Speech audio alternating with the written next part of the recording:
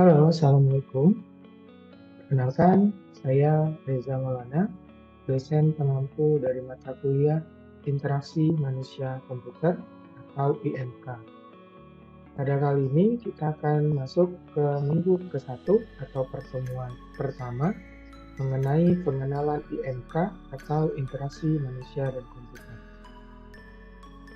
Baik, sebelum masuk ke dalam materi, saya akan menjelaskan mengenai sistem perkuliahan terlebih dahulu, yang mana mahasiswa diminta untuk membuat tebaran tugas yang ada di slide 1 sampai slide 12 untuk menjadi pengingat deadline dalam penyelesaian tugas.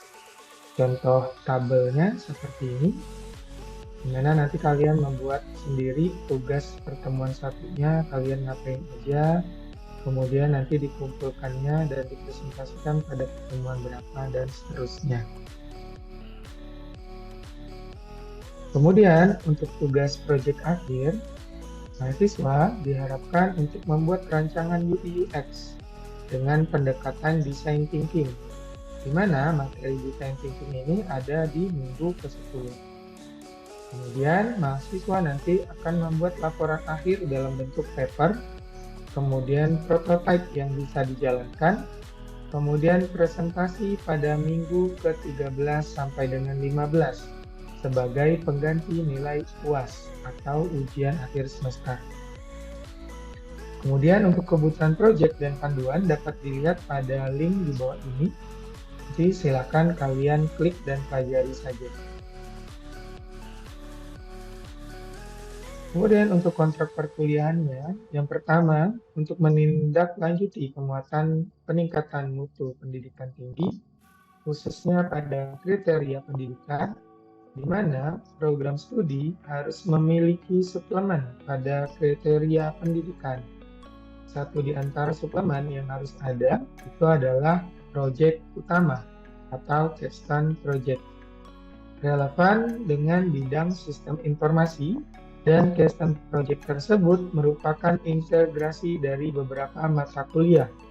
Yang pertama, metode penelitian.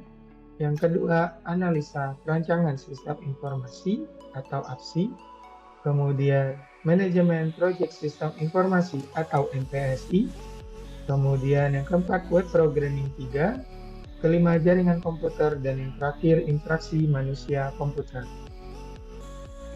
Berikutnya, mahasiswa membentuk kelompok yang sama dengan mata kuliah di semester 4. Jadi semua mata kuliah di semester 4 kalau bisa kelompoknya sama. Yang ketiga, mata kuliah interaksi manusia komputer ini adalah blended learning.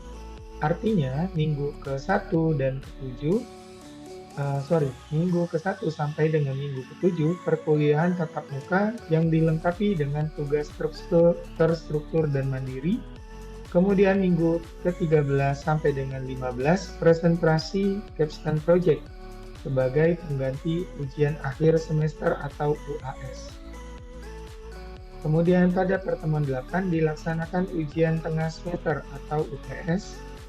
Yang kelima, tugas terstruktur dan mandiri dibagi pada setiap pertemuan yang dikerjakan secara berkelompok dan hasilnya dipresentasikan oleh perwakilan kelompok di pertemuan berikutnya. Yang keenam, capstone project masing-masing kelompok dapat dilakukan dengan cara riset, observasi, disesuaikan dengan tema capstone project yang dipilih. Pilihan studi kasus relevan dengan dunia nyata yang dapat mewakili semua bidang kehidupan di masyarakat, organisasi, pendidikan, pemerintah, industri, dan dunia kerja atau IDUKA. Produk akhir dari capstone project adalah perancangan sistem yang dilengkapi dengan aplikasinya. Pilihan pertama untuk makalah capstone project, yang dimana makalah tersebut telah diintegrasikan dengan mata kuliah yang ada di semester 4. Sistematika makalahnya sebagai berikut. Yang pertama ada bab 1 atau project chapter. Di subbab 1.1 ada latar belakang, itu dari metode penelitian. Kemudian bab 1.2, deskripsi produk atau servis dari mata kuliah MPSI. Kemudian 1.3, keuntungan yang diharapkan, itu dari mata kuliah MPSI. Kemudian 1.4 perencanaan aktivitas secara global dari MPSI. Lanjut bab 2 Project Report. 2.1 analisa sistem berjalan dari aksi. Kemudian 2.2 analisa kebutuhan sistem dari aksi. Kemudian lanjut 2.3 desain sistem, di mana ada desain basis data, itu ada ERD, spesifikasi file, struktur kode. Kemudian desain antarmuka, itu tampilan dari mata kuliah interaksi manusia komputer, khususnya mata kuliah ini ya, IMK. Kemudian struktur navigasi dari web programming 1. Kemudian 2.4 pembuatan kode program dari web programming 3. 2.5 pengujian black box testing dari aksi. 2.6 pemeliharaan dari mata kuliah aksi. Bab 3 penutup, ada 3.1 kesimpulan dan 3.2 saran. Kemudian pilihan lainnya itu adalah makalah capstone project yang diintegrasikan dengan kompetisi nasional, itu ajang talenta dikti seperti tabel berikut ini. Yang pertama ada Gemastik, pagelaran mahasiswa nasional bidang teknologi dan komunikasi. Pilihan makalahnya adalah pengembangan perangkat lunak atau software development. Kemudian yang kedua, lomba inovasi digital mahasiswa atau LIDM, itu divisi inovasi teknologi digital pendidikan. Yang ketiga, program kreativitas mahasiswa atau PKM, PKMPI dan PKMKC. Kemudian pedoman untuk mendapatkan sistematika penulisan dapat diunduh pada link berikut ini. Jadi silakan kalian pelajari.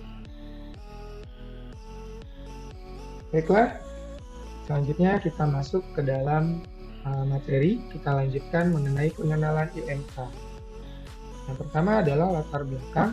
Nah, latar belakang pertama IMK ini yaitu karena munculnya rasa ingin tahu yang sangat tinggi oleh pengguna atau user yang ingin tahu bagaimana sih proses yang dilakukan oleh komputer hingga bisa dioperasikan oleh user tersebut atau pengguna. Kemudian user friendly adalah sebutan untuk komputer yang sering digunakan dan sangat mudah digunakan oleh orang awam sekalipun pada dunia teknologi. Prinsip yang ada pada komputer yaitu harus mempunyai inputan, lalu diproses dengan melakukan pemrosesan tersebut, maka akan menjadi output yang sempurna. Dalam pembuatan IMK, terdapat 3 faktor yang mempengaruhinya, yaitu pertama, manusia. Faktor ini adalah alasan terjadinya interaksi antara keinginan dan juga manusia ingin dapat kemudahan dalam mengerjakan pekerjaannya. Yang kedua, komputer. Faktor ini sebagai media yang digunakan untuk interaksi, yaitu bahasa pemrograman, input, dan output. Yang ketiga, fungsi. Pembuatan IMK terjadi karena faktor fungsi, yaitu hasil akhir yang dapat membantu pekerjaan manusia. Bidang interaksi manusia dan komputer merupakan suatu disiplin ilmu yang berkaitan dengan desain, implementasi, dan evaluasi dari sistem komputasi yang interaktif untuk digunakan oleh manusia dan studi tentang ruang lingkupnya. Dari NIDOM tahun 2019. Kemudian interaksi manusia dan komputer merupakan suatu jenis tindakan atau aksi yang terjadi antara makhluk hidup, yaitu manusia dengan sebuah alat yang digunakan untuk mengolah data atau disebut juga komputer, yang mempengaruhi atau memiliki efek satu sama lain. Dari NIDOM tahun 2019. Kemudian bentuk interaksi antara manusia dan komputer yaitu menggunakan antarmuka. Pada awal generasi PC atau personal komputer menggunakan antarmuka command driven. Nah, pada sistem ini pemakai diberikan tanda from cell dengan pemakai mengetikkan perintah untuk mengatur komputer. Atau biasa kalau di komputer sekarang kalian masih bisa mengaksesnya pada menu command prompt. Nah, komputer awal, generasi awal Untuk antarmukanya masih menggunakan tampilan seperti command prompt tersebut, menggunakan baris kode dan hitam putih seperti itu ya tampilannya. Kemudian sekarang dengan Graphic User Interface atau disingkat dengan GUI, pemakai menggunakan mouse untuk memilih menu pilihan yang dikemas dalam bentuk menu atau icon. Pemakai tinggal poin dan klik untuk memakai komputer. Bahkan dengan fasilitas touchscreen yang sekarang ya, pemakai bisa menggunakan jarinya untuk mengatur perintah dalam komputer. Dari Kadir Riwahyuni tahun 2003. Antarmuka atau user interface dapat diartikan gabungan dari elemen-elemen dari suatu sistem, pengguna dan komunikasi serta interaksi keduanya. Pengguna hanya diperbolehkan berinteraksi dengan produk melalui antarmuka pengguna. Definisi antarmuka manusia dan komputer yaitu media yang memungkinkan manusia untuk berinteraksi dengan komputer untuk memberikan suatu perintah kepada komputer itu sendiri. Saat ini, komputer sudah jauh lebih murah digunakan untuk hampir setiap sisi kehidupan. Kita mempunyai pengetahuan yang cukup bagaimana agar komputer dapat menyesuaikan dengan kebutuhan kerja manusia. Penurunan harga komputer yang sangat drastis dihasilkan oleh adanya perkembangan teknologi, terutama teknologi mikroelektronik dalam bentuk keping silikon atau IC. Kemampuan teknologi untuk memperkecil ukuran rangkaian serta mengemas sejumlah rangkaian dalam satu keping tipis IC merupakan langkah menuju perkembangan komputer yang powerful dengan kapasitas penyimpanan yang besar namun dengan harga yang semakin murah. Ya, karena awal-awal komputer dulu, komputer untuk IC-nya itu sangat-sangat besar ya, bisa sampai satu ruangan besar komputer tersebut. Tapi seiring berkembangnya zaman, perkembangan teknologi sekarang semakin kecil, semakin tipis, dan semakin mudah untuk digunakan dan dibawa kemana-mana, serta harganya juga sudah relatif murah. Perubahan teknologi di atas telah membuka kemungkinan penggunaan komputer yang lebih luas. Saat ini, kehadiran komputer sudah tidak dapat dilepaskan dari dunia bisnis dan industri modern. Komputer juga ditemukan dalam penggunaan aplikasi rumah tangga. Agar komputer dapat diterima secara luas dan digunakan secara efektif, maka perlu dirancang secara baik. Hal ini tidak berarti bahwa semua sistem harus dirancang agar dapat mengakomodasi semua orang. Namun, komputer perlu dirancang agar memenuhi dan mempunyai kemampuan sesuai dengan kebutuhan pengguna secara spesifik atau khusus. Istilah Human Computer Interaction atau HCI atau diartikan adalah interaksi manusia dan komputer mulai muncul pertengahan tahun 1980-an sebagai bidang studi yang baru. Istilah HCI mengisyaratkan bahwa bidang studi ini mempunyai fokus yang lebih luas, tidak hanya sekedar perancangan antarmuka secara fisik. HCI didefinisikan sebagai disiplin ilmu yang berhubungan dengan perancangan, evaluasi, dan implementasi sistem komputer interaksi untuk digunakan oleh manusia, dan studi tentang fenomena di sekitarnya. HCI pada prinsipnya membuat agar sistem dapat berdialog dengan penggunanya seramah mungkin. Sebuah program aplikasi terdiri dari dua bagian, yaitu yang pertama adalah bagian antarmuka atau interface. Contohnya, yaitu contoh untuk sistem informasi akademik atau SIAKAD di laman student ya, di mana di situ ada tampilan form login untuk memasukkan NIM, password untuk bisa masuk ke dalam sistem home atau beranda dari SIAKAD. Yang kedua adalah bagian aplikasi atau bagian codingannya. Nah, di sini tergantung kita menggunakan codingannya menggunakan bahasa pemrograman apa. Kalau di sini yang pertama contoh menggunakan bahasa pemrograman Java, kemudian yang kedua ini merupakan bahasa codingan web ya atau PHP. Kemudian media antarmuka manusia dan komputer terbagi menjadi dua juga, yaitu media tekstual dan media GUI atau Graphical User Interface. Media tekstual adalah bentuk sederhana dialog atau komunikasi antara manusia dan komputer yang hanya berisi teks dan kurang menarik. Contoh, perintah printf dalam Borland C++, kemudian command prompt, serta terminal pada macOS atau Linux. Nah, ini adalah contoh listing program dengan Borland C++, yaitu kita masukkan dulu perintah include stdio.h, kemudian include conio.h, kemudian main, clear screen, kemudian kita print f, teksnya selamat belajar, kemudian new line, printf Borland C++, kemudian gets atau kita tampilkan.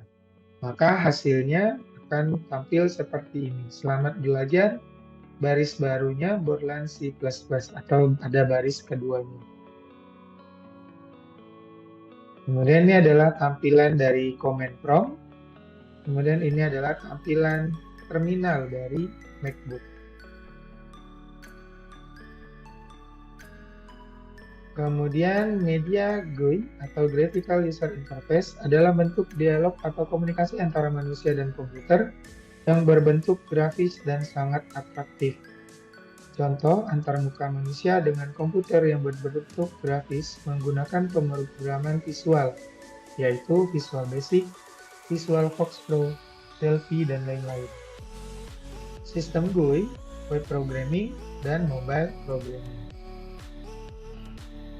Contoh media GUI, yaitu ini adalah Graphical User Interface Sistem Windows, kemudian Graphical User Interface program Python, dan yang terakhir program interface dari Android. Untuk membuat media interaksi manusia dan komputer yang lebih baik, maka harus mempelajari dan memahami bidang ilmu lain.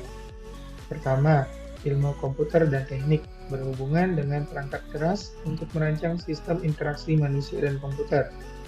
Yang kedua, psikologi, untuk memahami bagaimana pengguna dapat menggunakan sifat dan kebiasaan baiknya agar dapat menjodohkan mesin dengan manusia sehingga dapat bekerja sama. Yang ketiga, desain grafis dan tipografi memanfaatkan gambar sebagai sarana dialog yang cukup efektif antara manusia dan komputer. Yang keempat, ergonomik berhubungan dengan aspek fisik untuk mendapatkan lingkungan kerja yang nyaman ketika berinteraksi dengan komputer. Yang kelima, antropologi, pandangan mendalam tentang cara kerja berkelompok yang masing-masing anggotanya diharapkan memberikan kontribusi teknologi pengetahuan sesuai dengan bidangnya masing-masing. Yang keenam, linguistik, yaitu bahasa merupakan sarana komunikasi yang akan mengarahkan pengguna ketika ia berinteraksi dengan komputer. Yang ketujuh, sosiologi, berkaitan dengan studi tentang pengaruh sistem manusia dengan komputer dalam struktur sosial, misalnya dampak komputerisasi terhadap keberadaan seorang user di sebuah perusahaan. Untuk mempercepat proses perancangan dan pengembangan antarmuka atau interface, diperlukan piranti pengembangan sistem seperti pemrograman visual, yaitu Visual Basic, Visual Fox Pro, Delphi, Visual C++, dan lain-lain. Keuntungan menggunakan piranti bantu adalah yang pertama, antarmuka yang dihasilkan menjadi lebih baik, program antarmuka menjadi mudah ditulis dan lebih ekonomis dalam pemeliharaannya. Kemudian pengelompokan piranti bantu berdasarkan fungsinya itu terbagi menjadi dua, yaitu piranti bantu aplikasi atau application software, program yang biasa dipakai oleh pemakai untuk melakukan tugas-tugas, misalnya membuat dokumen, manipulasi foto, dan membuat laporan.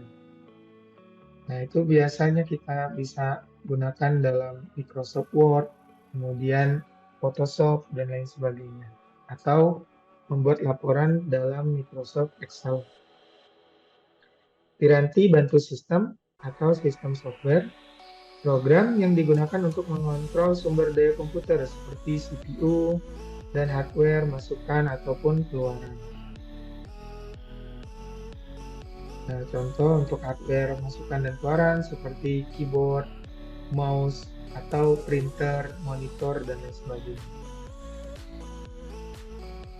Kemudian strategi pengembangan antarmuka atau interface, yaitu beberapa hal yang harus diperhatikan, pengetahuan tentang mekanisme fungsi manusia sebagai pengguna komputer. Yang pertama, pengetahuan tentang mekanisme fungsi manusia sebagai pengguna komputer. Yang kedua, informasi tentang ragam dialog, struktur, isi tekstual dan grafis, tanggapan waktu, dan kecepatan tampilannya. Yang ketiga, penggunaan prototipe yang disusun secara bersama-sama antara calon pengguna dan perancang sistem. Yang terakhir, teknik evaluasi dengan menggunakan uji coba sejumlah kasus, tanya jawab, dan kuesioner. Baik, demikianlah materi mengenai pengenalan IMK pada minggu pertama. Terima kasih atas kesempatannya dan perhatiannya. Saya akhiri. Assalamualaikum warahmatullahi wabarakatuh.